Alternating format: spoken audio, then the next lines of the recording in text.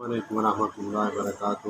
میں نے ابھی فیس بک پہ دیکھا، پیج ہے آمنہ محمود باجی کا، تو اس میں وہ بتا رہی تھیں کہ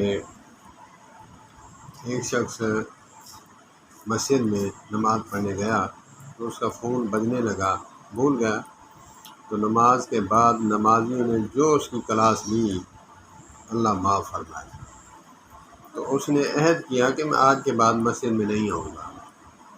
تو ایک دن کلب میں گیا، وہاں سے ہاتھ سے گلاس چھوٹا اور ٹوٹ گیا، تو مینیجر اس کی طرف آنے لگا تو وہ ڈر گیا، کہا کہ میں نے گلاس توڑ دیا ہے تو یہ تو گالی کہے گا، کچھ بھی کہے گا، مجھے سننا پڑے گی۔ تو اس نے آ کر پہلے یہی جملہ کہا کہ جی سر آپ کو چوٹ تو نہیں لگی۔ اس دن سے اس نے تہیہ کیا کہ میں روزانہ کلب آیا کروں گا۔ نیچے جو باجی کو گالیاں پڑیں، اپنے عقل پر ماتم کرنے کی بجائے باجی کو اتنی گالیاں دیں کہ اللہ معاف فرمائے، اللہ معاف فرمائے۔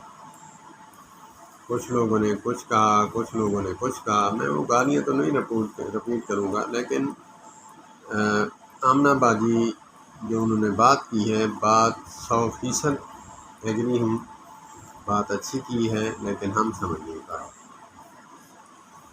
بات کرنے کا ان کا مقصد یہ تھا، کلب کی بجائے مسجد میں ہم بااخلاق ہونا ضروری ہے، کیونکہ وہ امن کی جگہ ہے، محبت کی جگہ ہے، کیونکہ نمازی آپس میں مل کر کھڑے ہوتے ہیں جماعت کے ساتھ، تو ہمیں جو ہے محبت کے ساتھ رہنا چاہیے۔